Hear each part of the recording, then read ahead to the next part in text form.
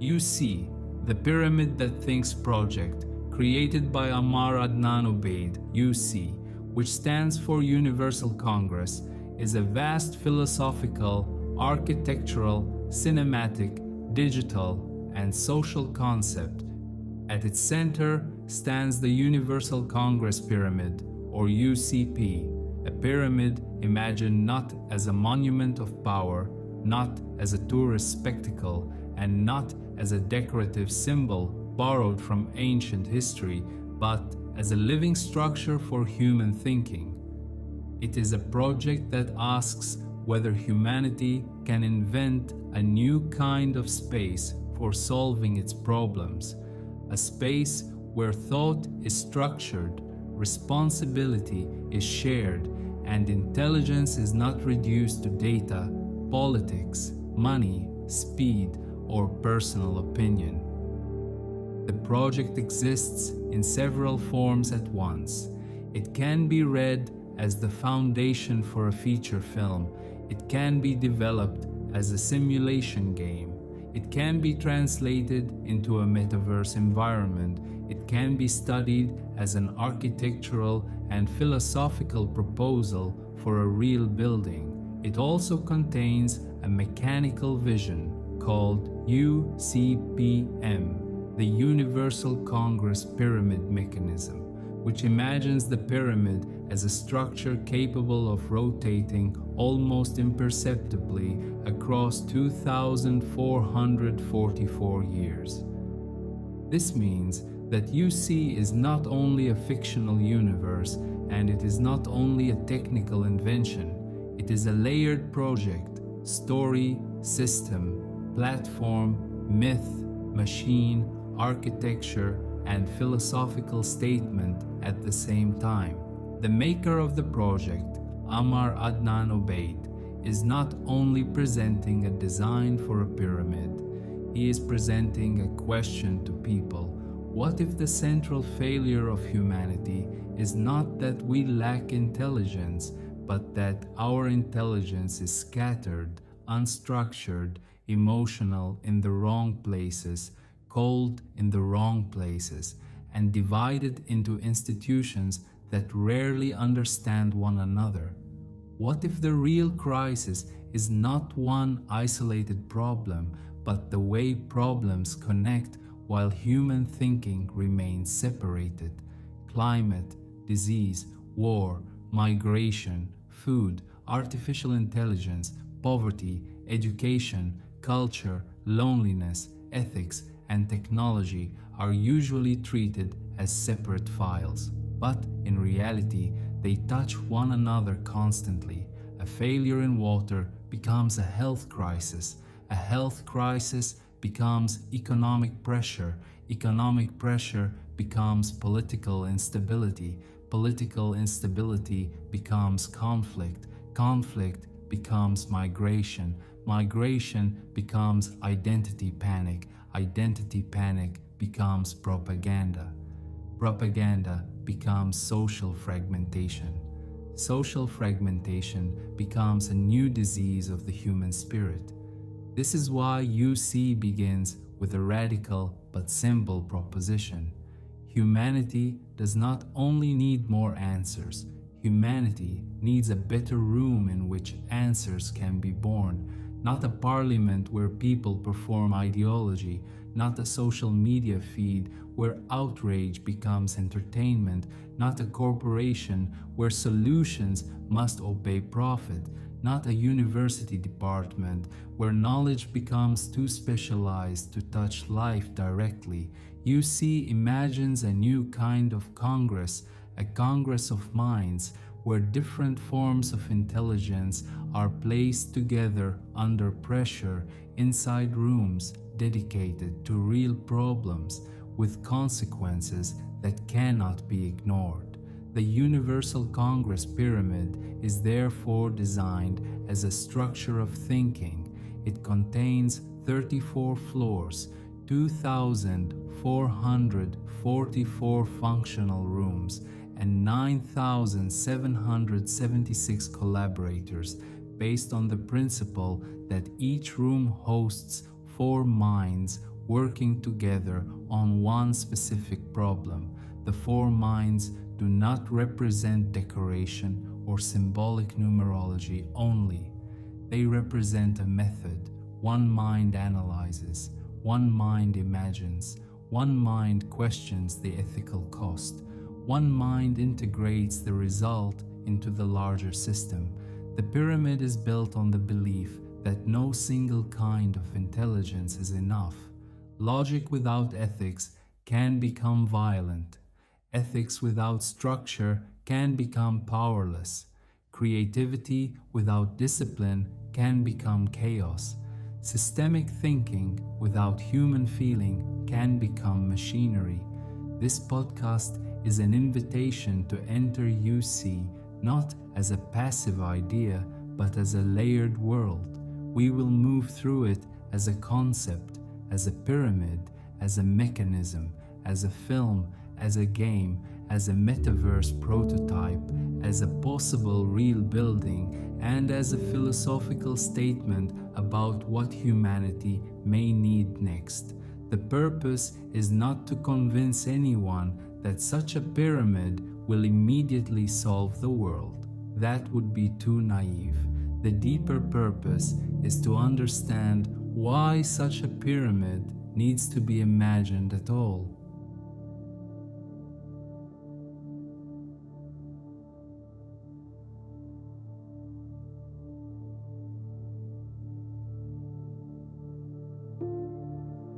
Part 1. The failure of normal problem solving. The first philosophical layer of UC begins with a criticism of how modern humanity solves problems. We live in a civilization that has become extremely advanced in producing tools, but not equally advanced in coordinating wisdom.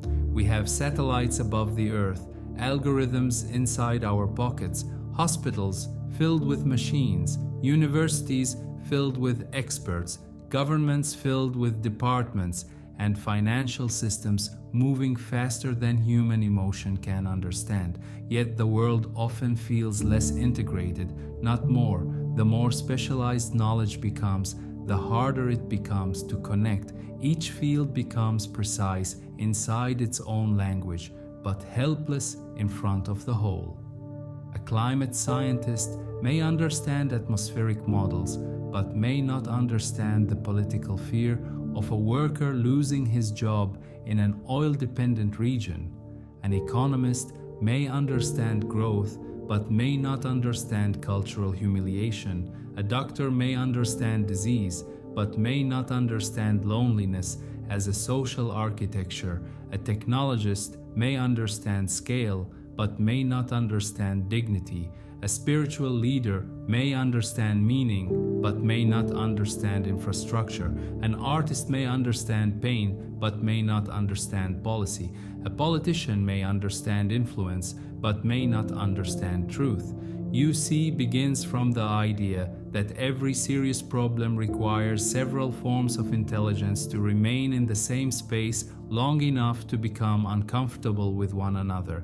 This is why the room is the basic unit of UC. Before the pyramid is a monument, it is a collection of rooms. A room is not only a physical container, a room is a condition of attention.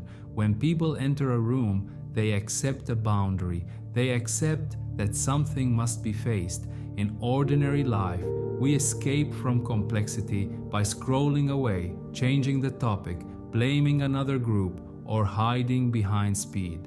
In UC, the room prevents escape.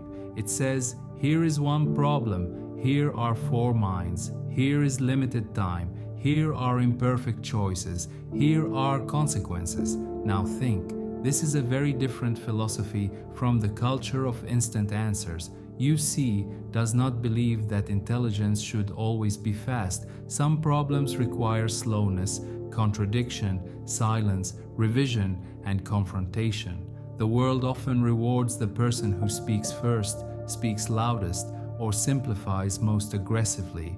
But UC is designed to reward another form of intelligence, the ability to stay with difficulty without rushing to moral comfort. It is not enough to say, I want justice. The room asks, which justice? For whom? At what cost? Who pays? Who is absent? What happens 10 years later? What breaks somewhere else? In this sense, UC is not a fantasy of perfection, it is a critique of false solutions. Many systems today produce solutions that look successful because the damage has been moved elsewhere. A city may clean its center by pushing poverty to the edge. A company may become efficient by exhausting invisible workers. A country may secure its border by exporting danger to another coastline. An AI system may optimize productivity by deepening human alienation. UC tries to expose these hidden transfers of harm. It asks every room not only to solve, but to trace the shadow of its solution. The failure of normal problem solving is therefore not only technical, it is moral, spatial, psychological, and structural. We do not fail only because we lack information. We fail because our systems are designed to separate consequence from decision. The person who decides often does not see the person who suffers. The institution that benefits often does not feel the pressure it creates. The algorithm that sorts people does not mourn the lives it damages. UC is built as an answer to this separation. It tries to make consequence visible again.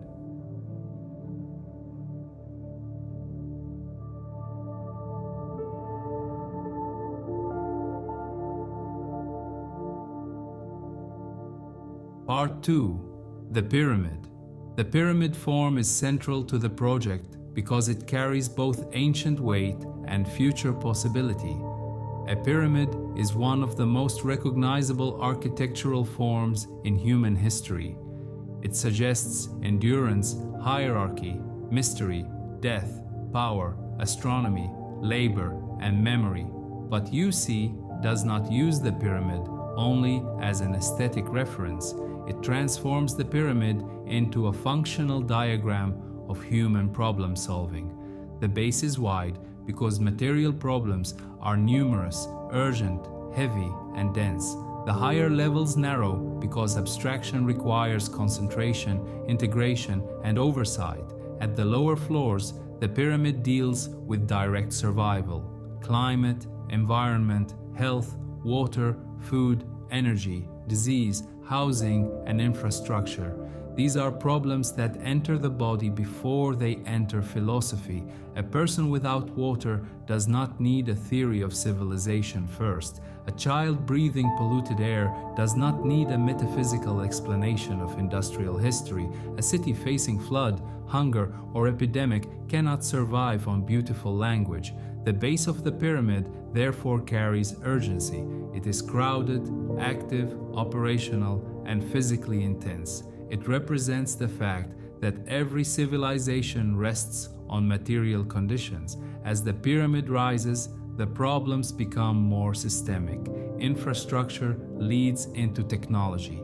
Technology leads into governance. Governance leads into law, power, security, migration, media, education, culture, and ideology. These middle floors are where the pyramid becomes politically and socially complex. Here, the question is no longer only how to repair a broken system, but who has the right to define repair. One group's reform can be another group's erasure. One country's security can become another population's humiliation. One technological advance can become a new architecture of control. The middle floors are where UC becomes most human because human systems are never neutral. They are filled with memory, fear, desire, status, and historical wounds. The upper floors move toward ethics, long-term planning, artificial intelligence, metaphysical questions, consciousness, cosmic risk, and universal logic. These floors are quieter, but not safer. In fact, abstraction can be more dangerous than visible crisis because abstraction often hides violence behind clean language. A bad ethical framework can justify generations of harm. A flawed AI governance model can scale injustice faster than any old bureaucracy. A spiritual concept can liberate, but it can also become manipulation. A universal principle can protect humanity, but it can also erase difference. The higher the pyramid rises, the more the project asks whether intelligence can remain humble. The pyramid's 2,444 rooms are not random. They represent a database of problems distributed across categories such as environment, health, technology, social and political systems, economy, education, space and cosmic challenges, ethics, arts, culture, creativity, and unforeseen crises. The number matters because it gives the imagination weight. UC does not say, "Let us solve problems," in a vague way. It says, "Give each problem a room, give each room collaborators, give each collaboration a cycle, give each cycle feedback, and let the whole structure become a living map of planetary responsibility." The pyramid is therefore a physical metaphor for integration. Lower floors generate immediate solutions. Middle floors connect them to human systems. Upper floors test them against long-term ethical and systemic consequences. The apex does not exist to dominate the base. It exists to perceive the relations between parts.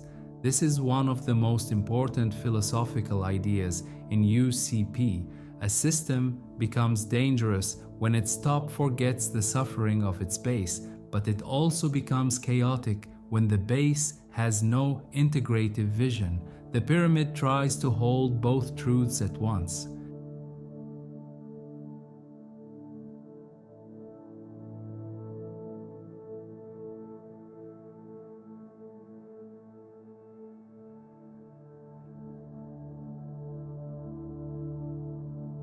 Part 3.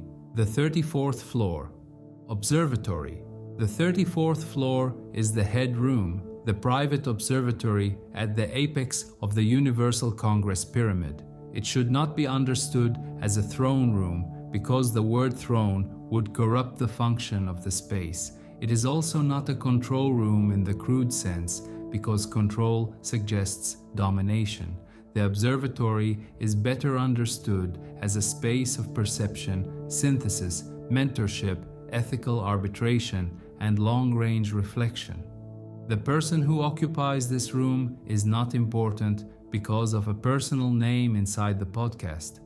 The role is important because of what the room demands from its occupant. The function of the person inside the observatory is to witness the whole pyramid without pretending to own the whole pyramid. This distinction is essential. The observatory allows its occupant to monitor the movement of all 2,444 rooms, to see the daily, weekly, and monthly progress of the problem-solving cycles, and to recognize cross-floor consequences that individual rooms may not be able to see. A room working on clean energy may create a resource conflict.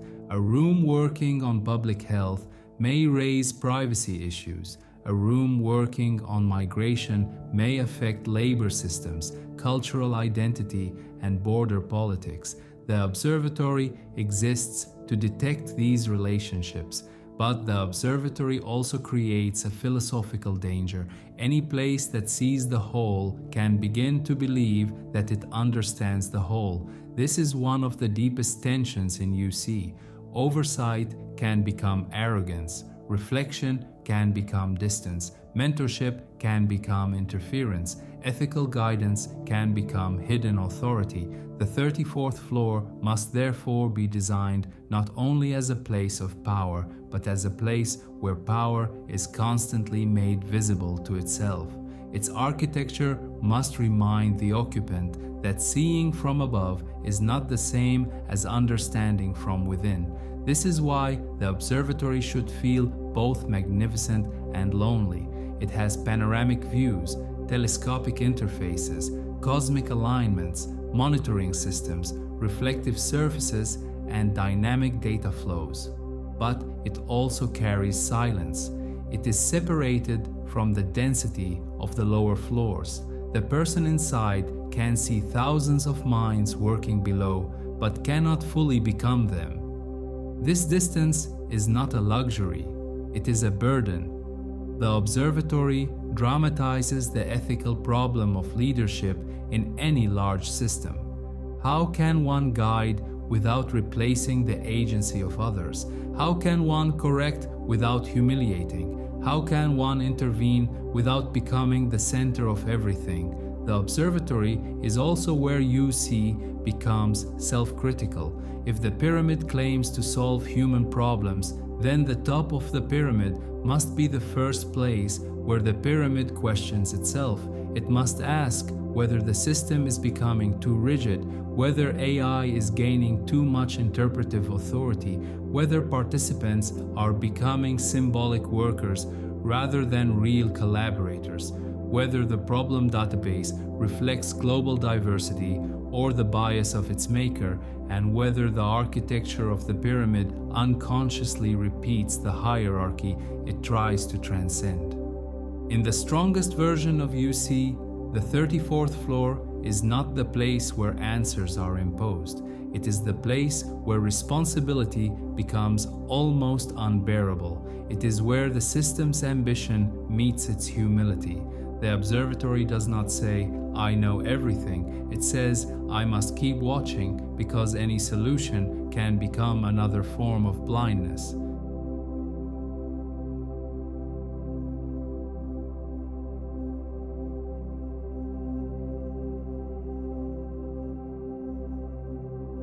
Part 4. UCPM, the mechanism of slow time. Beneath the Universal Congress Pyramid is the Universal Congress Pyramid Mechanism, or UCPM. This mechanism imagines the pyramid not as a static building, but as a temporal machine.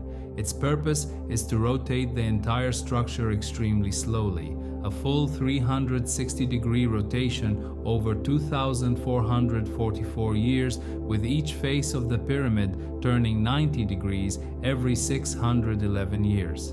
The annual movement is so small that no ordinary human eye would perceive it. It is almost stillness, but not quite. It is motion translated into civilization-scale time. The philosophical force of UCPM is that it rejects the modern addiction to speed. Contemporary systems measure success in quarters, elections, updates, viral cycles, and market reactions. Human attention has been trained to believe that what is immediate is what is real. But many of the most serious problems of humanity cannot be understood within the timeline of a trend.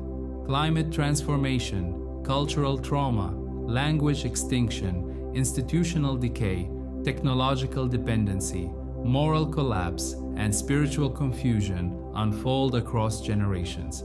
UCPM makes this truth architectural. It says, if your problem is civilizational, your clock must also be civilizational. The mechanism beneath the pyramid becomes a hidden philosophical engine. It is imagined through hydraulic power, planetary scale bearings, renewable energy, seismic safety, IoT monitoring, structural sensors, and long-term maintenance systems. But the engineering imagination is also symbolic. The rotating pyramid becomes a clock for responsibility, not for hours.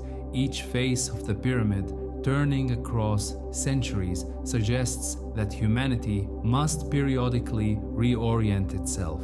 Every 611 years, another side faces the world, another historical phase becomes visible, another generation inherits the structure and asks whether the previous ones understood anything.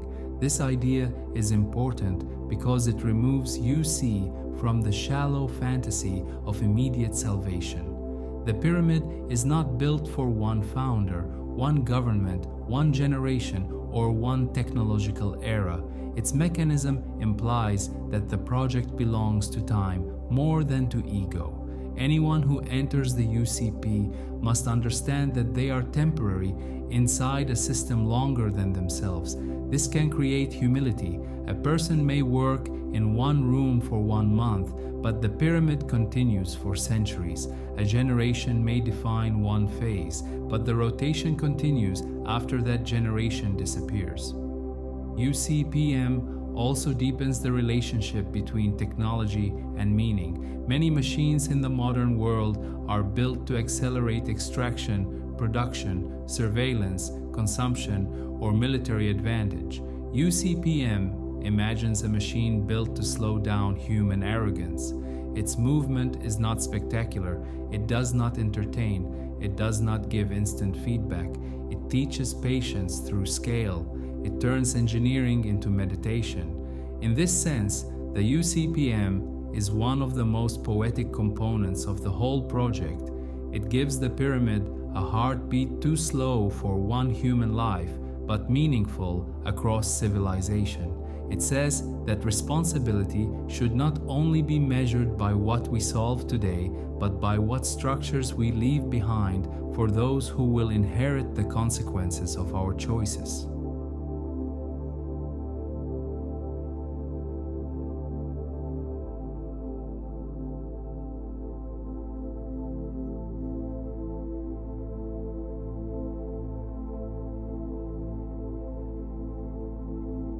Part 5. UC as a film. As a film, UC becomes a different kind of experience. It is no longer only a system to be explained, but a world to be felt. The feature film version of UC carries the potential for science fiction, black comedy, metaphysical drama, documentary hybrid language, and philosophical satire. This combination is important because a concept as large as UC would become false if it were presented only with sacred seriousness. Human beings are absurd, institutions are absurd, visionaries are absurd. Even the desire to save the world contains comedy, ego, tenderness, and danger.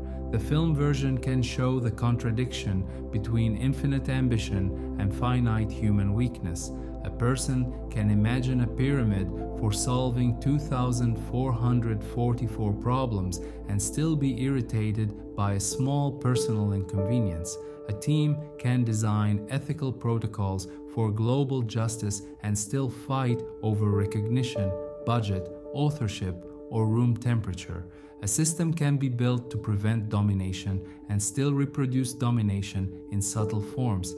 This is where the black comedy becomes necessary. It protects the film from becoming propaganda for its own idea. The cinematic power of UC would come from contrast. The camera can move from epic exterior shots of the pyramid to intimate human failures inside one room. It can show cosmic light entering the observatory, then cut to 4 collaborators arguing over the definition of fairness. It can show a documentary-style interview with a participant who believes the pyramid changed their life, followed by another participant who says the system made them feel like an insect inside a machine. It can show the beauty of architecture and the ugliness of bureaucracy. It can show hope without innocence. The film should not present the pyramid as a machine that magically solves everything. That would weaken the idea. The stronger drama is that the pyramid reveals humanity more clearly than humanity expected. People build the UCP to solve problems, but the UCP exposes the deeper problem, the human being inside every system. Envy, fear, love, ambition, fatigue, ideology, desire, shame, spiritual longing, and material attachment all enter the rooms. The system can structure collaboration, but it cannot delete the human condition. This gives UC its emotional force. It is not about whether a giant pyramid can save the world. It is about what happens when a human being tries to create a structure worthy of the world's pain. The film can ask whether responsibility inevitably becomes absurd when scaled beyond the human body. It can ask whether the dream of universal repair contains the seed of universal control. It can ask whether a visionary can remain honest after the world begins to believe in his vision. UC as cinema should therefore move between grandeur and discomfort. The audience should admire the pyramid, then distrust it, then laugh at it, then feel implicated by it. The film should not give closure, it should leave the viewer with a mirror. The final feeling should not be, "the world is solved." The final feeling should be, "I now understand that every serious solution asks something morally dangerous from us."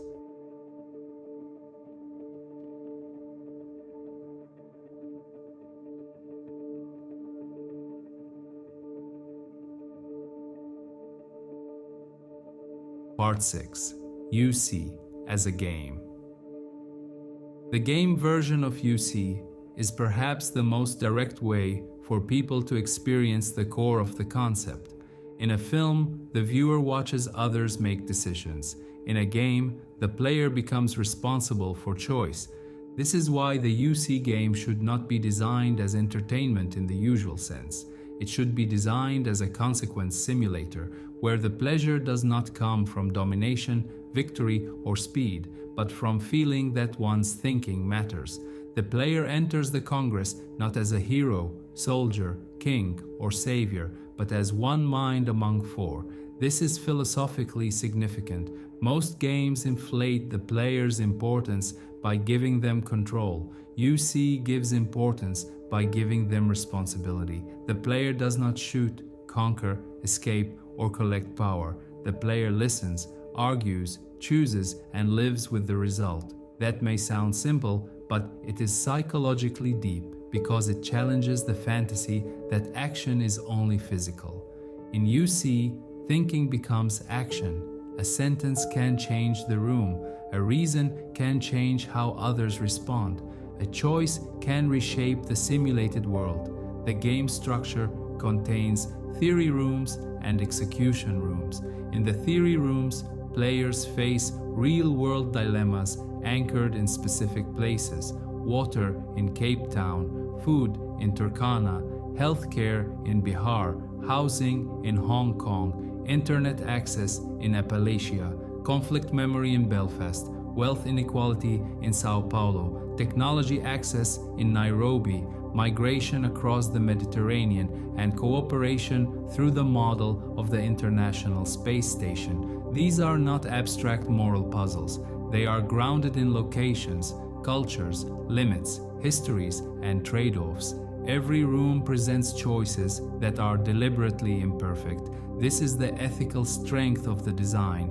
A water crisis may be addressed through desalination, wastewater recycling, or strict usage laws. Each option has benefits and damage. Desalination may provide reliability but increase energy dependency. Recycling may be sustainable but face public distrust. Restriction may be fast but unequal. The room refuses to let the player hide inside innocence. The question is not, which option makes me feel like a good person? The question is, which cost am I willing to carry and why? After theory comes execution. The chosen solution becomes a world. Gauges move, environments change, people react, trust rises or collapses, resources shrink. Some effects are immediate, others arrive later. The game does not need to show suffering directly in a melodramatic way. Sometimes absence is stronger. A boat never arrives. A clinic line grows longer. A student's screen turns on for the first time. Two children from divided communities either walk together or turn away. The player begins to understand that systems are not solved from above. They are lived from below. The final threshold room, Room 21, is crucial. After completing the theory and execution rooms, the player is shown a memory of their path, not a score, not a victory screen, a memory. This distinction matters. A score reduces experience to measurement. A memory preserves ambiguity. The player sees what they chose, what they ignored, what improved, what suffered, and what they became through decisions. Then the game offers two exits: leave the system and carry the experience outside, or become a builder and propose a new version of the UCP. This is where the game becomes a philosophical platform. It does not end by saying, "You won." It ends by asking, "Now that you understand the system, what would you build differently?" That question is the true endpoint of UC as a game. The player moves from thinker to collaborator, from collaborator to executor, from executor to witness, and finally from witness to builder.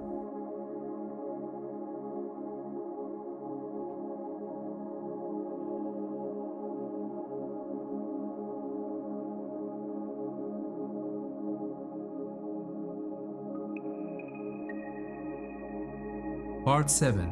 UC as Metaverse. The Metaverse version of UC is not meant to be an escape from reality.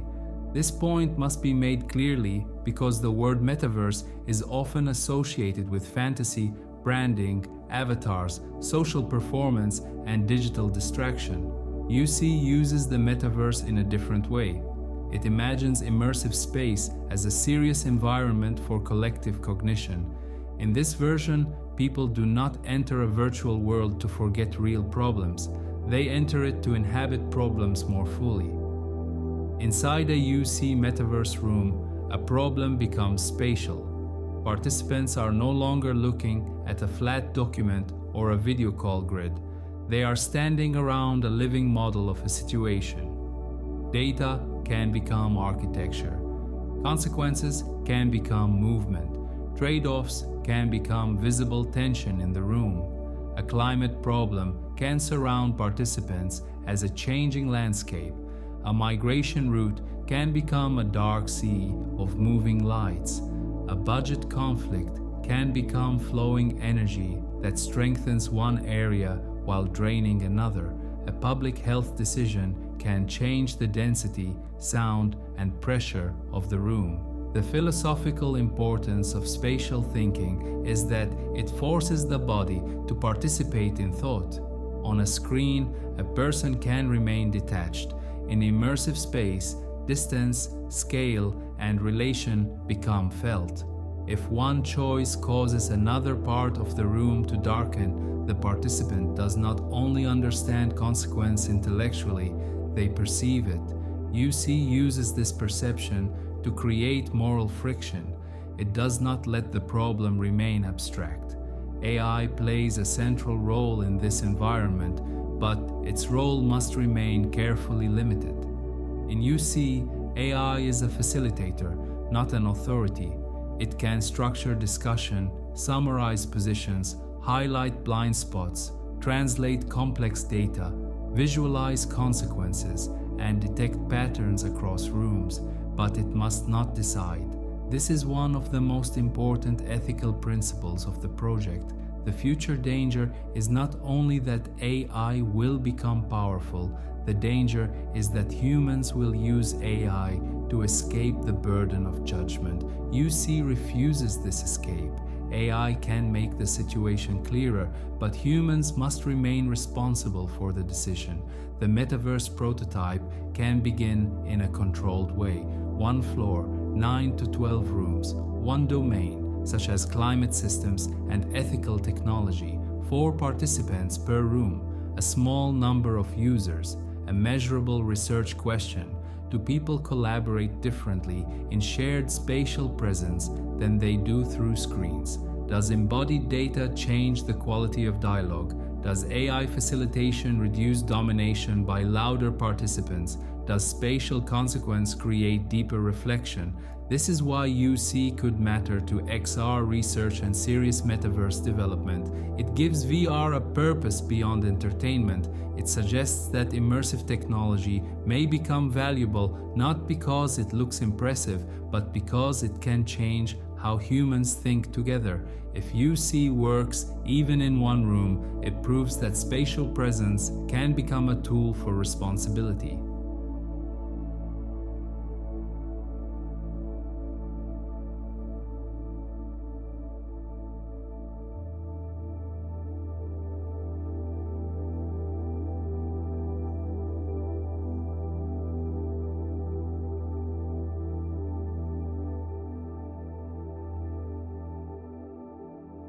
Part 8. UC as a real building. The real building version of UCP is the most ambitious and also the most vulnerable to misunderstanding. A real Universal Congress pyramid cannot be presented as a replacement for governments, universities, courts, scientific institutions, or international organizations. That would be politically dangerous and intellectually careless. The stronger and more realistic interpretation is that UCP would function as a neutral, long-horizon, interdisciplinary problem-solving hub, a place where structured collaboration can occur outside the usual limits of national politics, corporate incentives, and fragmented academic specialization. As a real building, the pyramid would need to embody its philosophy through material, circulation, light, energy, and spatial identity. The lower floors would be dense and operational, designed for urgent collaboration around environment, health, energy, and infrastructure. The middle floors would become forums of negotiation, culture, policy, technology, and human systems. The upper floors would become quieter spaces for ethics, long-term modeling, AI governance, cosmic questions, and integration. The building would not merely contain functions, it would teach hierarchy of responsibility through movement. The architecture must avoid becoming a monument of ego. This is critical. A pyramid can easily be read as authoritarian, mystical, or imperial. UCP must answer this risk through transparency, accountability, and public legibility. Glass, light, visible flows, open data, and clearly defined room functions can help transform the pyramid from a symbol of secrecy into a symbol of structured openness. The building should allow people to understand what is happening inside it. Its seriousness must come not from intimidation, but from clarity. Every room would have a defined problem, a monthly cycle, a group of collaborators, access to data, AI support, simulation tools, and a method for evaluating consequences. Solutions would move upward for integration and ethical review, but also downward for revision and implementation feedback. The building would operate less like a static institution and more like a living organism. Rooms generate thought, floors coordinate thought, upper levels synthesize thought. The observatory monitors the health of the whole system, then the cycle repeats. This is also where the project becomes most demanding. A real UCP would require governance protocols, selection criteria, legal frameworks, funding ethics, data rights, public accountability, technological safeguards, cultural representation, and protection against institutional capture. These questions are not secondary, they are part of the design. If the pyramid is meant to solve problems created by power, it must not become another unexamined power structure. The real building version is therefore not simply architecture, it is architecture as moral infrastructure. It asks whether a building can be designed not only to house people, but to discipline human responsibility. It asks whether space can make collaboration more honest. It asks whether physical structure can resist the fragmentation of modern thought.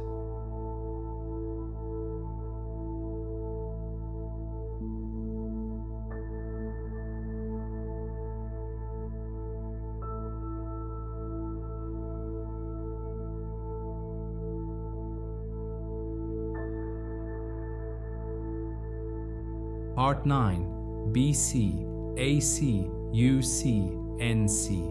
One of the philosophical sequences inside the project is the movement from BC to AC to UC to NC. This sequence should not be treated merely as a historical slogan, it is a symbolic timeline of human consciousness. BC refers to inherited beginnings, sacred histories, ancient orders, mythic foundations, and the world before the dominant spiritual and historical markers that shaped much of civilization. AC refers to the long aftermath of those structures, the age in which humanity lived under inherited systems of belief, empire, law, religion, conflict, and institutional development. UC, Universal Congress, enters this sequence as a proposed pivot. It is the moment where humanity no longer waits only for revelation, empire, ideology, market forces, or technological acceleration to organize the future. Instead, humanity gathers its fragmented forms of intelligence into a structured Congress. UC is not against the past. It does not erase religion, philosophy, science, politics, or culture. It tries to create a room where these inheritances can face one another without immediately becoming war. Then comes NC, Now Create. This is the most active part of the sequence. It means that after gathering, after reflection, after Congress, humanity must create, not merely criticize, not merely mourn, not merely wait, but create systems, methods, spaces, games, films, technologies, and institutions that carry a higher degree of responsibility. Creation becomes the moral demand after awareness. This philosophical sequence gives UC a civilizational dimension. It suggests that humanity has reached a stage where inherited systems alone cannot carry the complexity of the future. The problems we face are planetary, technological, psychological, and metaphysical at the same time. Old categories are not enough. The future requires integration. UC is imagined as one possible form of that integration, but the sequence also warns against passivity. If UC is followed by NC, then the project does not end in contemplation. It demands construction. The room must become method. The method must become prototype. The prototype must become experience. The experience must become public thought. The thought must become new creation. In this way, UC is not only a concept to admire, it is a challenge to build responsibly.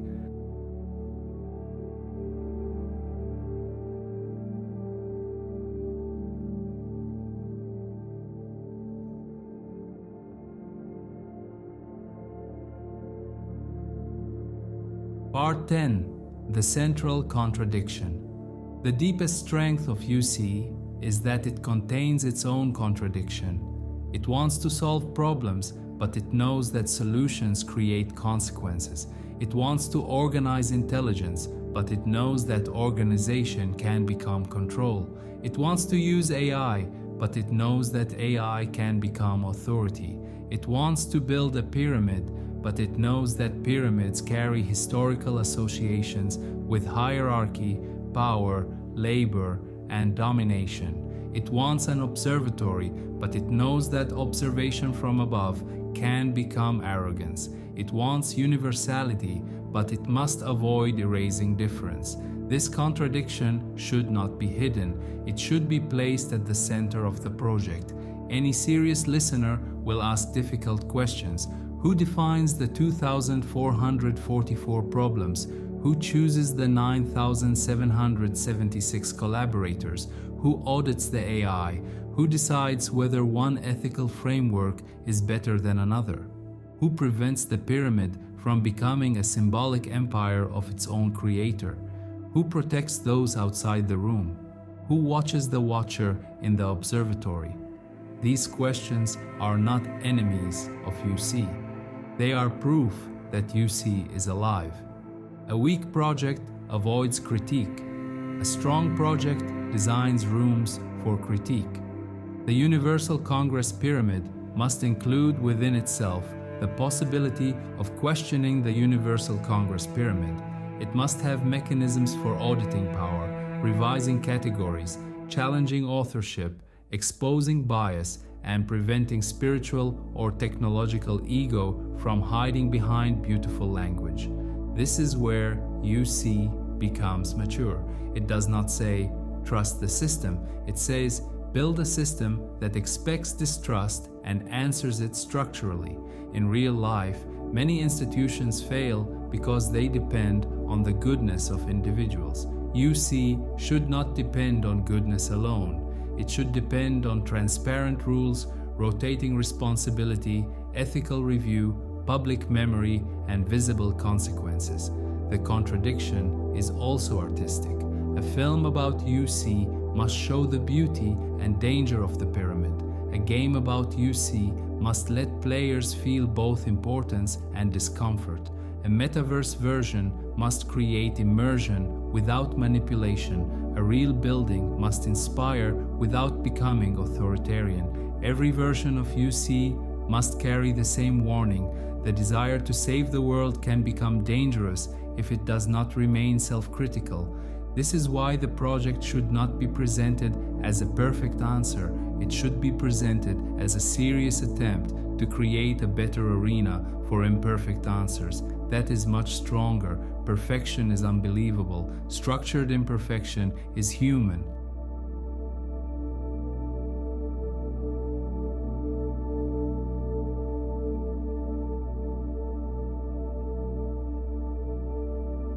Outro. The pyramid that thinks UC, Universal Congress, is not only a name, it is a proposition about the future of human collaboration.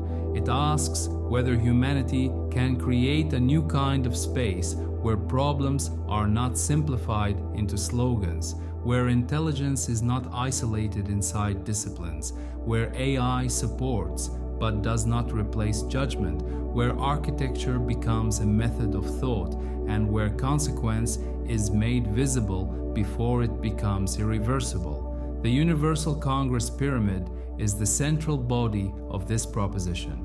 34 floors, 2,444 rooms, 9,776 minds, 4 minds per room, 1 problem per room, monthly cycles, floor-level coordination, interfloor synchronization, apex reflection, a mechanism beneath the structure rotating across 2,444 years, a film version, a game version, a metaverse version, a real building possibility, a philosophical timeline moving toward the demand to create. But beneath the numbers, the project is asking something more intimate.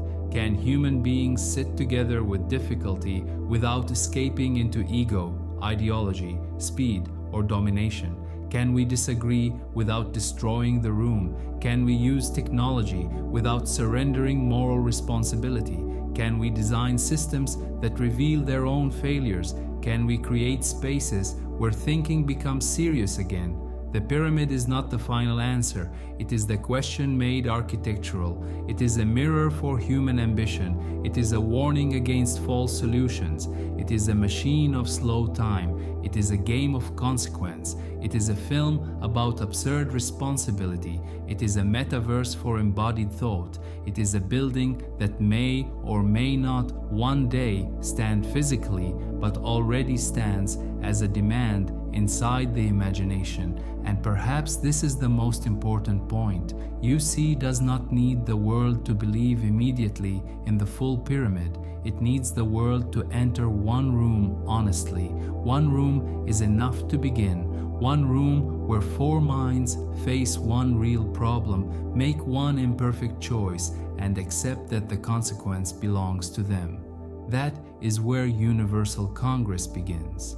Not with domination, not with spectacle, not with a promise to save everyone, but with a room, a difficult room, a necessary room, a room where humanity learns that solving the world is not only about having answers, it is about becoming worthy of the answers we create.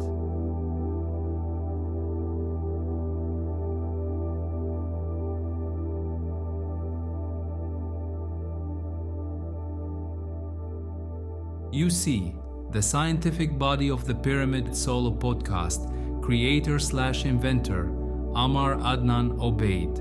Format, scientific monobroadcast, briefing before the intro. This monobroadcast presents a scientific reading of UC, the Universal Congress, and the Universal Congress Pyramid, created and invented by Ammar Adnan Obeid.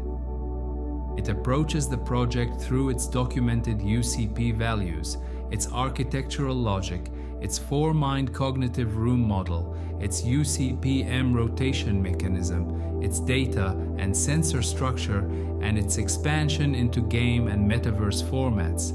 The purpose is not to describe UC only as a philosophical vision, but to read it as a measurable system, a structure of rooms, roles, cycles, energy, movement, interfaces, simulations, and consequences. What follows is therefore a technical and conceptual lecture about how UCP could function as a cyber-physical architecture, a cognitive engine, a scientific game model, and a spatial metaverse environment for collective intelligence. Intro: From Philosophy to Engineering. UC, the Universal Congress, created by Ammar Adnan Obeid, can be described philosophically as a pyramid of consciousness, but it can also be described scientifically as a large-scale distributed intelligence system. In this version, we are not asking only what UC means. We are asking how it works. We are asking how many rooms it contains, how many minds operate inside it, how many decisions it can generate per year, how the four-person room model functions, how the UCPM mechanism moves the pyramid across time, and what kind of architectural and energetic logic can be derived from the numbers already present in the project documents. The Universal Congress Pyramid, or UCP, is designed with 34 floors, 2,444 rooms, and 9,776 active collaborators. The calculation is direct. 2,444 rooms multiplied by 4 minds per room equals 9,776 minds. If every room works on one problem per monthly cycle, the pyramid is theoretically capable of processing 2,444 problem-solving cycles per month. Over 1 year, that becomes 29,328 room cycles. Over 10 years, 293,280 cycles. Over one full UCPM historical rotation of 2,444 years, the system would generate approximately 71,690. Wait, let us calculate it correctly. 2,444 rooms times 12 months times 2,444 years equals 71,690,112 structured problem-solving cycles. That number matters because UCP is not only a symbolic building. Mathematically, it is a throughput model. It asks, what happens if civilization stops treating intelligence as scattered opinion and begins treating it as a structured, measurable, cyclic process? In normal institutions, many problems vanish into committees, politics, delays, ego, or fragmented expertise. In UCP, each room is a defined processing unit, and each processing unit has 4 human cognitive functions: a monthly deadline, AI support, floor-level coordination, and vertical feedback. So, the scientific question is, can a building behave like a cognitive machine without turning humans into machines? That is the core engineering problem of UC.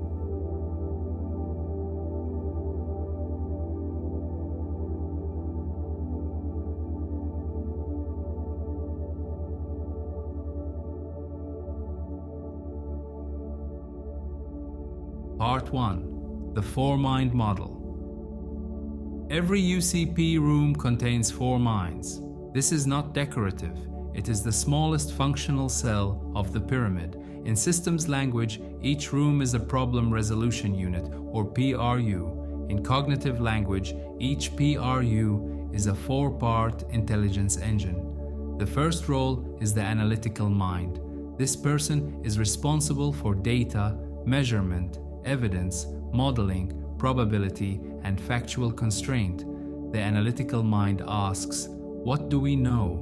What do we not know? what can be measured, what is correlation, what is causation, and what is the uncertainty range. This role prevents the room from becoming poetry without evidence. In a climate room, the analytical mind reads emissions data. In a health room, it studies disease prevalence. In an AI room, it studies bias rates, model behavior, and risk distribution. The second role is the creative mind. This person is responsible for alternative scenarios, unconventional design, symbolic imagination, and solution diversity. The creative mind asks, what has not been tried? What system can be redesigned? What metaphor reveals the problem differently? And what solution exists outside the institutional reflex? Without this role, the room becomes technically correct but unimaginative. The creative mind keeps the room from repeating the same failed solutions in more sophisticated language. The third role is the ethical and contextual mind. This person is responsible for human consequence. This role asks who benefits, who loses, who is not present in the room, what minority is being sacrificed, what long-term harm is being hidden, and what cultural or historical trauma is attached to this decision. This role is not there to slow the system down emotionally. It is there to prevent efficiency from becoming violence. A solution that ignores vulnerable people may be fast, but it is not intelligent in the UCP definition of intelligence. The fourth role is the integrative and systemic mind. This person is responsible for connecting the room's decision to the rest of the pyramid. The integrative mind asks, if we solve this problem here, what happens on another floor? If we reduce emissions using one material, do we create mining violence elsewhere? If we optimize public health using data, do we create privacy collapse? If we improve security, do we damage civil liberty? This role turns the room from a committee into a node in a living network. In a full UCP cycle, every room has 4 cognitive coordinates: evidence, imagination, ethics, and integration. If one coordinate is missing, the room becomes defective. The analytical mind without the ethical mind becomes cold. The ethical mind without the analytical mind becomes vague. The creative mind without the integrative mind becomes disconnected. The integrative mind without the creative mind becomes bureaucratic. The 4 minds create not harmony, but controlled tension. UCP depends on that tension. If we model each mind as contributing 25% of the room's cognitive balance, then a complete room has a 100% cognitive architecture. But if one role dominates 50% or 60% of the decision, the room may become biased. So a scientific UCP room could track participation by speaking time, proposal weight, decision influence, and contradiction rate. A balanced room might aim for no role falling below 15% contribution and no role exceeding 40%. This gives the system a measurable democracy of cognition.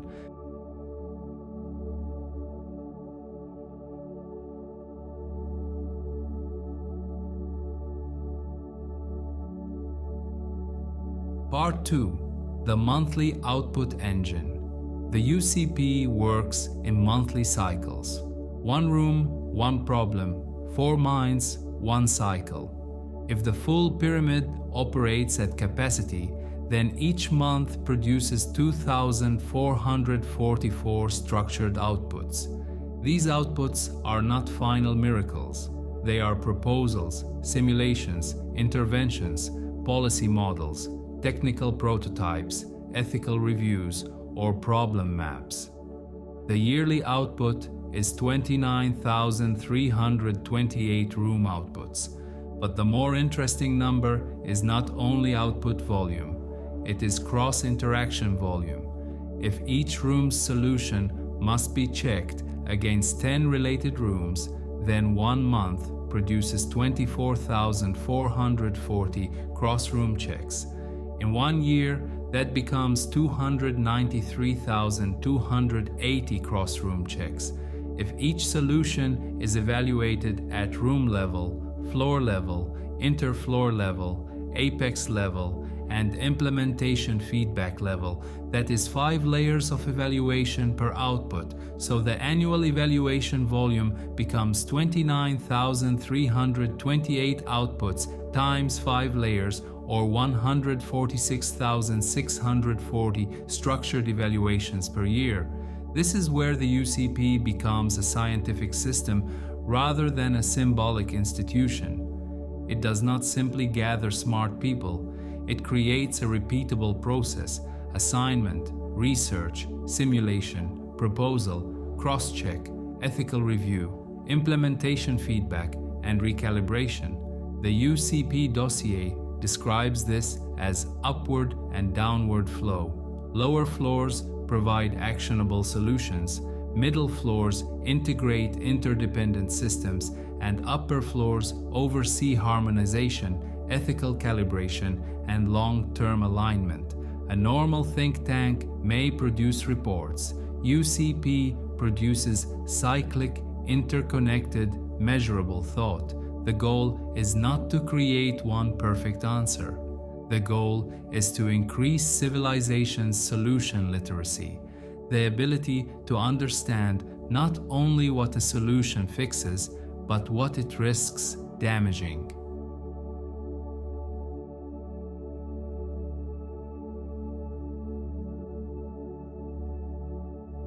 Part 3.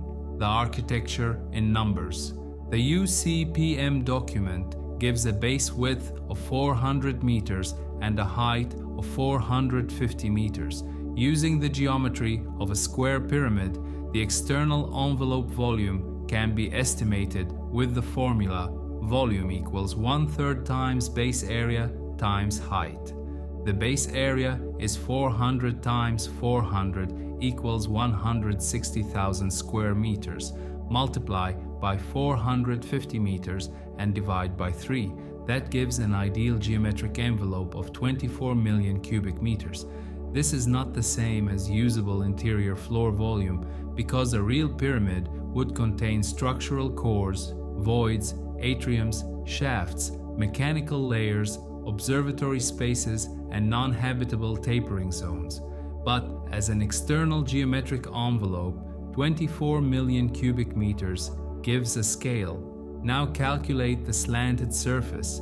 The slant height of one triangular face is the square root of 200 squared plus 450 squared. That equals about 492.4 meters. The lateral surface area of the 4 triangular faces is 2 times base width times slant height. So 2 times 400 times 492.4 equals approximately 393,900 square meters of sloped exterior surface. This number becomes important for energy if only 30% of that surface is suitable for building integrated photovoltaics because of orientation, glazing, maintenance paths, transparent sections, and non-PV architectural surfaces. The usable solar skin would be about 118,000 square meters. If high-efficiency PV facade or roof systems are estimated at roughly 200 watts peak per square meter under standard test conditions, that gives about 23.6 megawatts peak of installed PV capacity. Annual energy depends heavily on location. NRELPV watts is designed specifically to estimate PV energy production across global locations, and real annual yield can vary widely depending on irradiation, tilt, temperature, and losses. If we use a broad range of 900 to 1,600 kilowatt hours per installed kilowatt peak per year, then 23.6 megawatts peak could generate roughly 21 to 38 gigawatt hours per year. That is not enough to power every high-energy function of a megastructure of this scale, but it is enough to turn the pyramid's skin into a serious energy contributor. If the UCP also integrates geothermal heating and cooling, kinetic recovery from internal systems, smart ventilation, daylight optimization, and water-based thermal regulation, the building becomes not only a consumer of energy, but a demonstrator of energy intelligence. The scientific claim should be careful.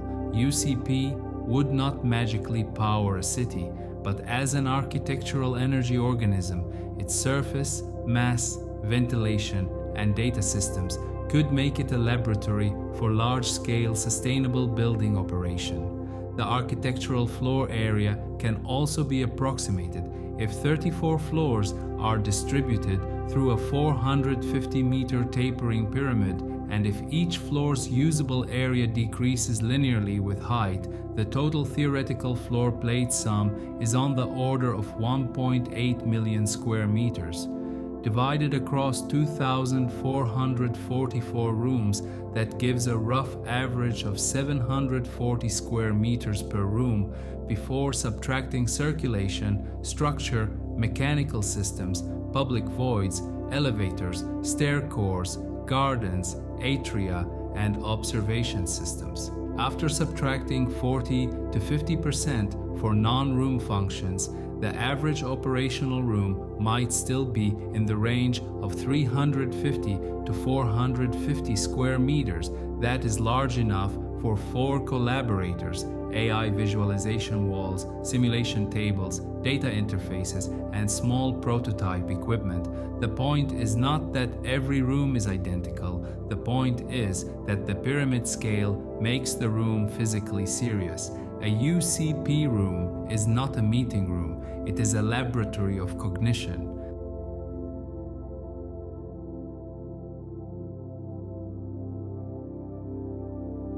Part 4. UCPM, the rotation mechanism.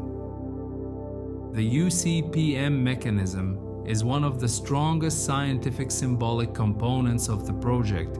It proposes that the pyramid rotates 360 degrees over 2,444 years, with each face rotating 90 degrees every 611 years. This gives a yearly angular movement of 360 degrees divided by 2,444 years equals 0.1473 degrees per year. In radians, that is approximately 0.00257 radians per year. If the pyramid has a radius of 200 meters from the center to the middle of a side, then the edge displacement per year is arc length equals radius times angle in radians. So 200 times 0.00257 equals 0.514 meters per year at the edge. That is about 1.4 millimeters per day. This is slow enough to be invisible to daily human perception, but measurable by instruments.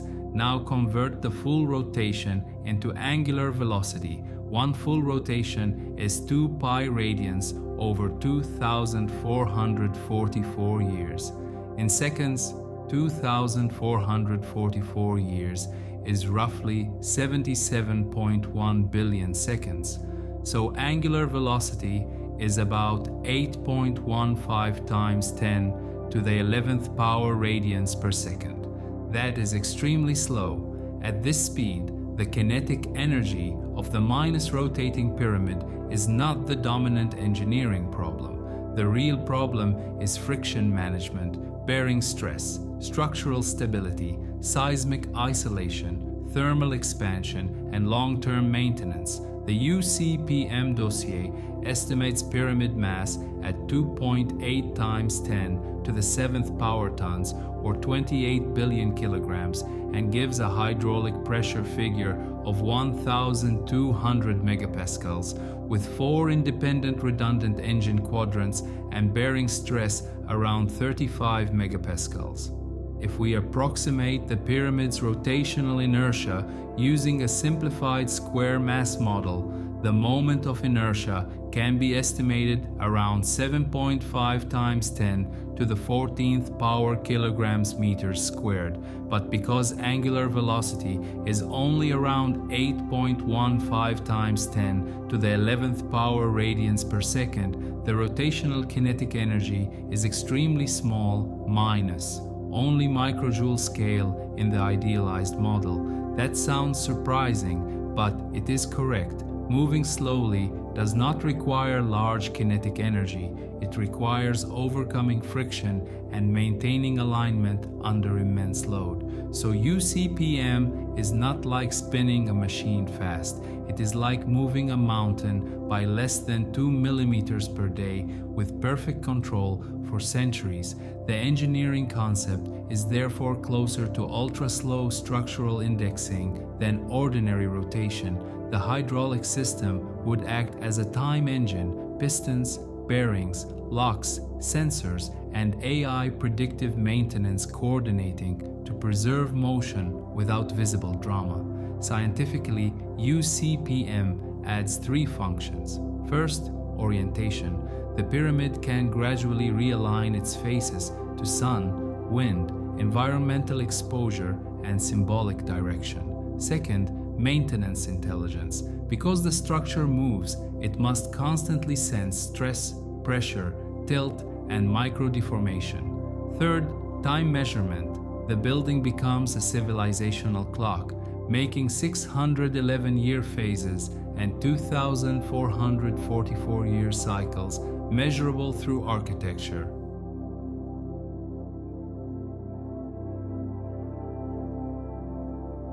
Part 5. Sensor Intelligence and Data Flow. The UCPM dossier describes more than 100,000 distributed IoT sensors. If divided across 2,444 rooms, that gives an average of about 41 sensors per room, before accounting for structural sensors in the base, bearings, hydraulic systems, facade, energy systems, air systems, and observatory.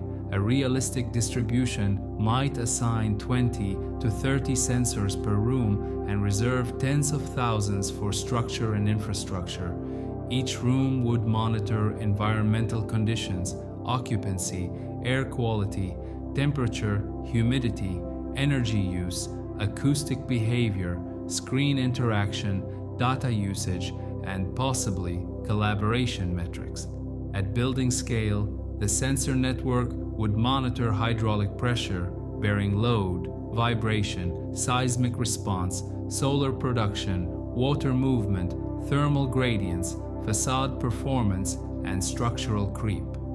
This turns the UCP into a cyber-physical system.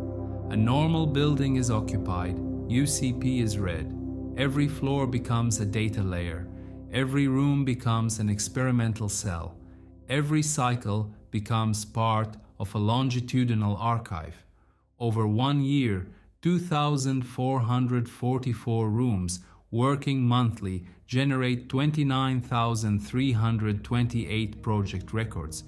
If each record contains only 10 core metrics, success probability, ethical risk, energy cost, economic cost, implementation delay, public trust, cross-room conflict, reversibility, uncertainty, and human impact, the annual system produces 293,280 primary data points before including simulation data. Over 100 years, that becomes 29.3 million primary data points.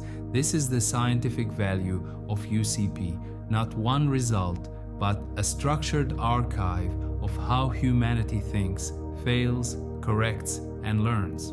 Part 6. What UCP adds to the world in numbers. The most honest way to measure UCP's contribution is not to claim that it solves all problems. A serious scientific claim must be narrower. UCP adds problem processing capacity, cross-disciplinary integration, simulation memory, and ethical traceability. At full scale, UCP can process 2,444 problems per month. If even 5% of those monthly cycles produce implementable pilot strategies, that is 122 pilots per month, or 1,464 pilot strategies per year. If only 1% become globally relevant, that is about 293 globally relevant strategies per year. These are speculative conversion rates, but they show how the system can be evaluated. The success of UCP is not measured by its beauty. It is measured by conversion from room cycle to validated intervention.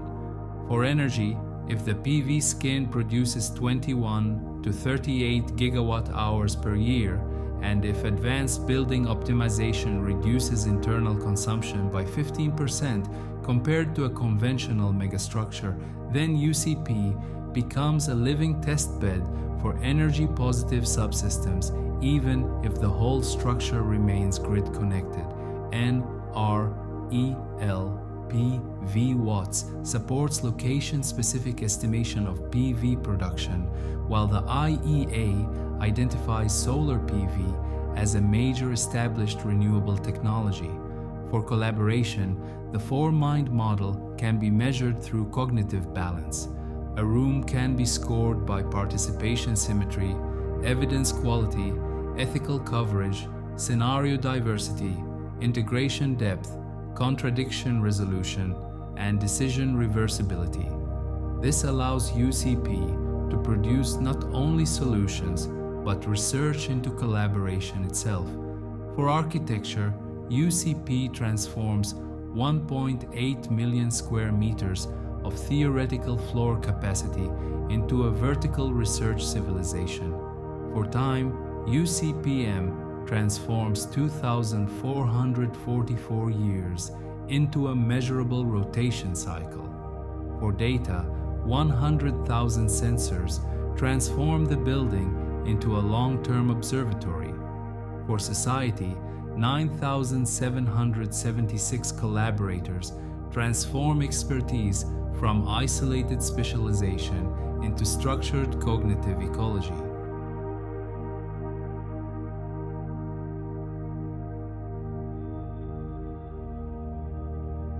Part 7. The UC game as a measurable consequence system. The UC game version translates the UCP logic into an interactive scientific model. In the building, the full system contains 2,444 rooms. In the game prototype, the same logic can be reduced into a smaller measurable sequence: 10 theory rooms, 10 execution rooms, and a final threshold room known as Room 21. This creates a 21-room learning arc. The first 10 rooms measure thinking before action. The next 10 rooms measure the consequences of action. Room 21 measures reflection, memory, and whether the player leaves the system or becomes a builder of a new UCP proposal. The scientific structure of the game is based on compression. Instead of asking the player to enter all 2,444 rooms, the game uses 10 representative problem domains. If each theory room gives 3 main choices, then the first layer already creates 3 to the power of 10 possible decision paths. That equals 59,049 theoretical combinations before execution behavior is even added. If each execution room then allows only 5 measurable action variations, the consequence layer expands the behavioral space again. Mathematically, the game can therefore produce thousands of distinct ethical and systemic fingerprints from a compact structure. The game preserves the four-mind model.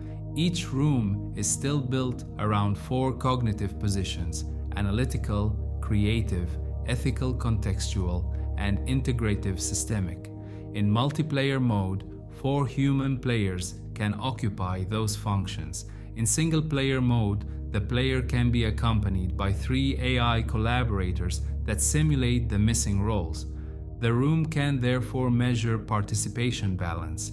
If 4 participants are present, an ideal contribution distribution would be 25% per mind. If 1 participant falls below 15% contribution, the room can detect under-participation. If 1 participant exceeds 40% influence, the room can detect domination. This allows the game to treat collaboration as measurable behavior, not only as dialogue. Each theory room can be scored through non-traditional metrics: evidence quality, ethical coverage, scenario diversity, disagreement depth, decision clarity, uncertainty, acceptance, and reversibility awareness. These are not scores in the normal game sense. They are cognitive diagnostics. The game does not say that the player is right or wrong. It records how the player thinks under pressure. If a player chooses infrastructure over trust, speed over dignity, stability over justice, or innovation over cultural continuity, the system can generate a decision profile. Over 20 rooms, the game can build a measurable map of the player's reasoning style. The execution rooms are where the scientific effect becomes stronger. Every decision from a theory room becomes a simulated system with changing variables. A water room can track water supply, energy cost, public trust, inequality index, and environmental load. A healthcare room can track treatment reach, diagnosis delay, mortality risk, staffing pressure, and public confidence. A migration room can track route danger, legal access, political backlash, death risk, and humanitarian burden. If each execution room tracks 5 core variables, then 10 execution rooms generate at least 50 measurable consequence variables per player journey. Room 21 is the final data object. It does not produce a victory screen. It produces a memory model. The player sees the accumulated pattern of decisions, consequences, reversals, and unresolved damage. If the player chooses to leave, the system stores the journey as an observer archive. If the player chooses to build, the system asks for a new UCP proposal. That proposal can be structured through 5 questions: what is broken, what changes first, who has power, how decisions are made, and who is protected when things fail. In this way, the game becomes a scientific interface for testing how ordinary people design governance, ethics, and systems after experiencing consequence. The UC game therefore adds a measurable educational layer to the UCP.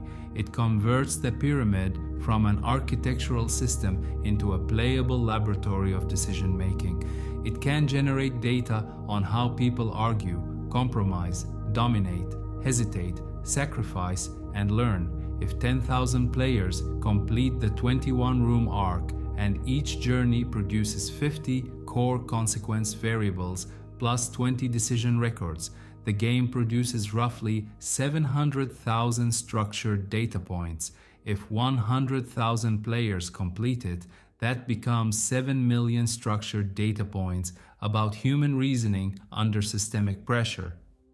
This is not only game analytics, it is a researchable archive of collective decision behavior.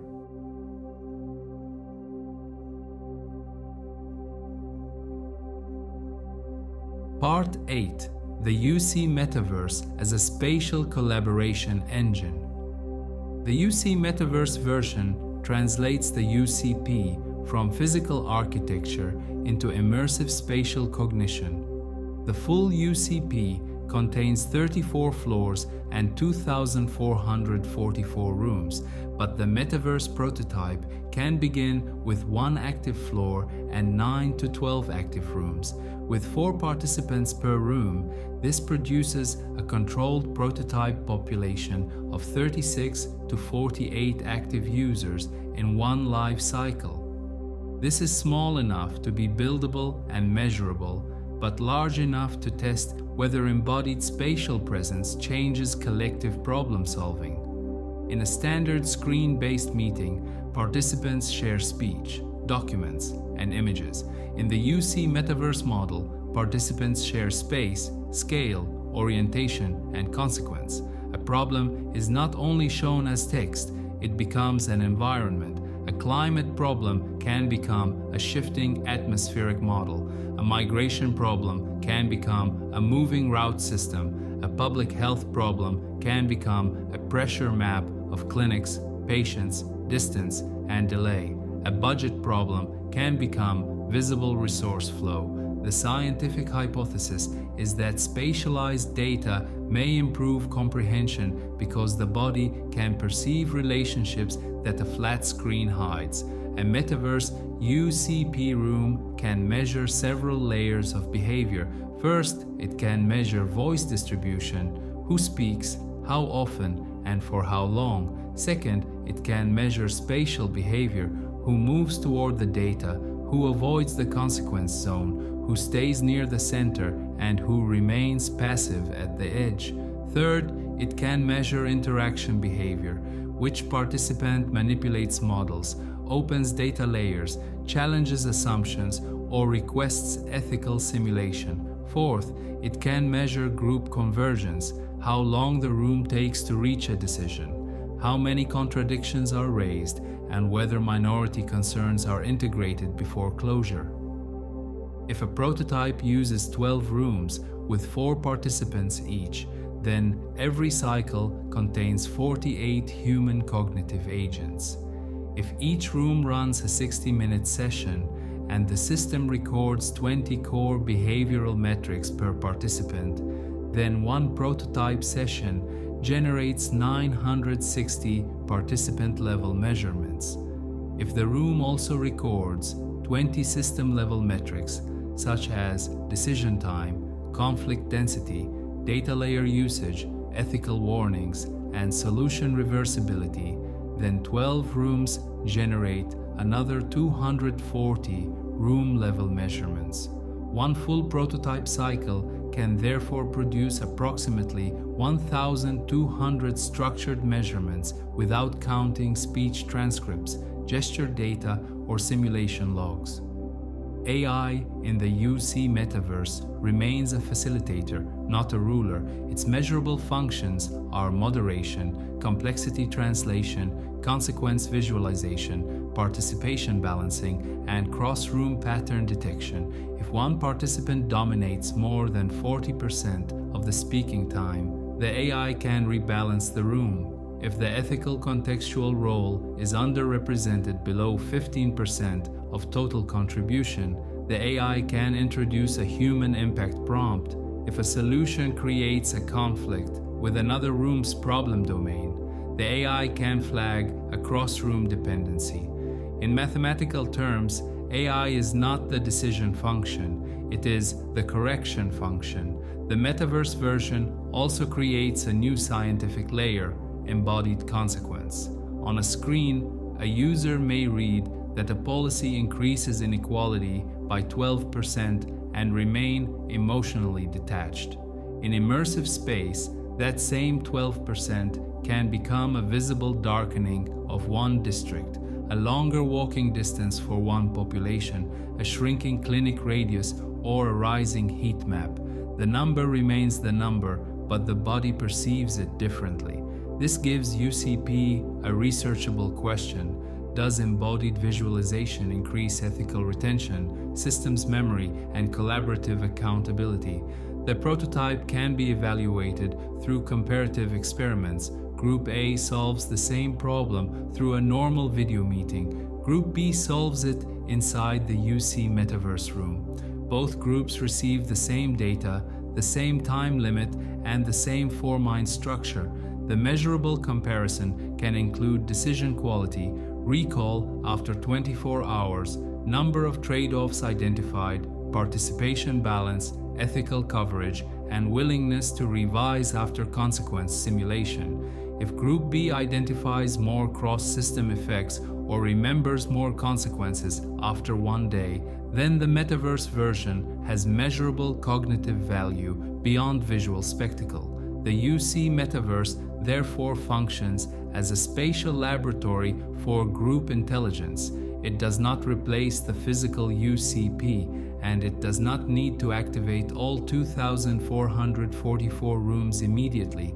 It proves the method at smaller scale. 1 floor, 9 to 12 rooms, 36 to 48 users, 4-mind collaboration, measurable behavior, AI correction, and consequence visualization. If the physical UCP is the megastructure, the metaverse UCP is the test chamber. It allows the project to become researchable before it becomes monumental.